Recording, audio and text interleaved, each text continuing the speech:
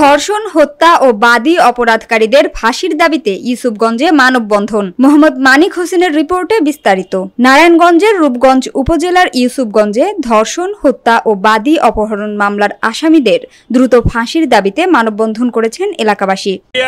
ও প্রশাসনের মাধ্যমে আমি আমার জীবনের নিরাপত্তা চাই। আমার পরিবারদের অনেক হুমকি ধমকি দিতেছে, যে কোনো সময় আরেকটা ঘটনা ঘটে যেতে পারে। এখন তারা বলতেছে যে কোনো মূল্যে হয়তো আমার মেরে ফেলবো, না হলে আমার কোনো মার্ডার কেস বা মাদকের কেসে ফাঁসাই দিবে। যখন ওই পূর্বাচল 13 নম্বর সেক্টরে একটা বাংলোতে নিয়ে গেছে, ওইখানে নিয়ে চেয়ারে বসাইয়া তারা আমার একজনের পায়ে একজনের পিঠে দুইজনের দুই দিকটা ওই লাঠি দিয়ে আঘাত করে অনেক মারধর করে। ওইখানে আমার অবস্থা খুবই খারাপ থাকে। তখন ওইখানে একটা লোক ছিল পূর্বে, ওই লোকটা ভালো ছিল, ওই লোকটা আমার সেভ করে, যে লোকটা তো মারা যাবো, যে অবস্থা তাড়াতাড়ি আর সেভ করো, নাইলে কিন্তু লোকটা মারা যাবো। তখন তারা বললো ওরা তো মারতেই আনছি। আর আমার লোকজন তখন সেনা ক্যাম্পে যায় এবং 999-এ কল দেয়। পরবর্তীতে সেনা এবং পুলিশের হস্তক্ষেপে আমাকে উদ্ধার করা বলছে যে মামলা করতে আমাদের খরচ হয়েছে।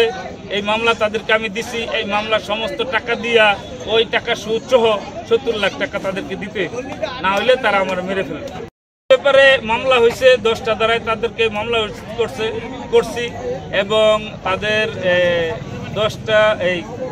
তাদের 6 জন অ্যারেস্ট হয়েছে। আরও 3-4 জন বাকি আছে, তারা এখন হুমকি ধমকি দিতেছে। ওই আসামিদেরকে এই রিমান্ডে আনছে থানা কর্তৃপক্ষ। এখন এইভাবে আছে মামলাটা, কিন্তু আমরা তো খুবই ভয়ে আছি। আমাদের উপর খুব অত্যাচার করা হইতেছে, আশেপাশে মোটরসাইকেল মহড়া দিতেছে আমাদেরকে ধরার জন্য। আর যে আসামিগুলো আছে এই আসামিগুলো এখনো ধরা পড়ে নাই। 2018 সালে 6ষ্ঠ শ্রেণীর ছাত্রী সুবর্ণা আক্তারকে ধর্ষণের পর হত্যা করা হয়। আমার মেয়ে ধর্ষণ করে মেরে নিয়েছে 18 সালে। আমার ভাই, বড় ভাই রাশেদ ভাই এই মামলা করছে আমার পিছন থেকে। আমার এই বাইরে এই 5তলা বাড়ির থেকে 6তলা বাড়ির থেকে এই পূর্বাঞ্চল বাড়ির থেকে 3 নামাইয়া লাইটে উষ্টাইয়া নামাইয়া মাইরা 70 লাখ টাকা চাঁদা চায়। পরে আমার বাইরে কয় তুই 70 লাখ টাকা না দিলে তোর মাইরা কাইটা ফালামো। পরে বাইরে তোরে রাজনীতি মামলায় তোর মামলা দিব, যদি না মীমাংসা করস। পরে বাইরে থানায় নিয়ে এই রাজনীতি মামলায় তারা ফাঁসাইব। আল্লাহর রহমতে আমার ভাই কোনো অপরাধী করে নাই, যারা অপরাধী করছে হারও আবার করছে জালো। এই জালের জন্য ছুটাই করতো না। মামলার প্রধান সাক্ষী রাশেদুল ইসলাম রাশেদ সম্প্রতি অপহরণের শিকার হন। আমাদের বোন সুবর্ণা আফরিনকে 2018 সালে ধর্ষণ করেছে। এখন আমরা চাচ্ছি যারা ধর্ষণ করেছে তাদের ফাঁসি চাই, তাদের আমাদের ফাঁসি এখনই ফাঁসি। আমরা এই ধর্ষণকারীরা আসামিদের আমরা ফাঁসি চাই, সর্বোচ্চ শাস্তি। যাতে এরকম শাস্তি দিবেন যাতে দ্বিতীয়বার আর অন্য কেউ সাহস না পায় কারো ক্ষতি করা। আমরা বাংলাদেশ সরকারের কাছে বিচার চাই, যে সমস্ত শাস্তি দেওয়া উদ্দেশ্য আসামিকে। গ্রামের জন্য আতঙ্ক, তারা এরকম কোনো খারাপ কাম নাই যে তারা করে না। যত ধরনের নেশা দ্রব্য আছে সব তারা বিক্রি করে, তারা ব্যবসা করে। তারা আপনারা ইনকোয়ারি করে দেখেন সত্য না মিথ্যা। এই বোলানাথপুর গ্রামের ভিতরে যারা সমস্ত কিছু করে, সমস্ত অবৈধ কাজ, যত কিছু খারাপ কিছু ব্যবসা, ফেন্সিডিল বাবা, তারপরে মনে করেন বদ তারি গাঞ্জা সমস্ত কিছু ব্যবসা ওপেনলি বেচে, দেখো পুরো ফ্যামিলি বেচে এগুলি হেরা।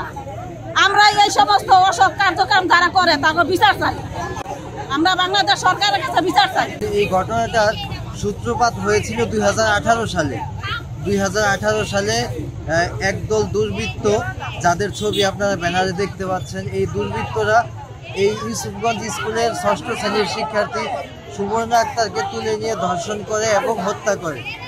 সেই ঘটনার যে মামলা হয়েছিল নারায়ণগঞ্জের রূপগঞ্জ থানায়, সেই মামলার যে বাদী আমার সিনেমার প্রযোজক রাশেদুল ইসলাম রাশেদ খান, উনি সেই মামলার বাদী। কারণ হচ্ছে সেই ভিকটিম এই আমার প্রডিউসার রাশেদ খানের ভাতিজি ছিল সম্পর্কে। সে মামলার বাদী হওয়ার কারণে 2018 সাল থেকে 2025 পর্যন্ত নানান সময় সে আসামি পক্ষ তাকে নানানভাবে হুমকি ধামকি তো দিয়েছে, বিভিন্ন সময় তাকে হত্যার হুমকিও দিয়েছে মামলা তুলে নেওয়ার জন্য। কোনোভাবে যখন রাশেদ খান তাদের সাথে মিল ছিল না, তাদের সাথে আপোষ ছিল না, তখন এই গত শুক্রবারে কয়েকদিন আগে আপনারা জানেন প্রচুর নিউজ ইতিমধ্যে হয়েছে, সেদিন দুপুরবেলা এই নির্মম ঘটনার বিচারের দাবিতে মঙ্গলবার দুপুর 3টায় ইউসুফগঞ্জ স্কুল অ্যান্ড কলেজের সামনে মানববন্ধনে মুখরিত হয় পুরো এলাকা।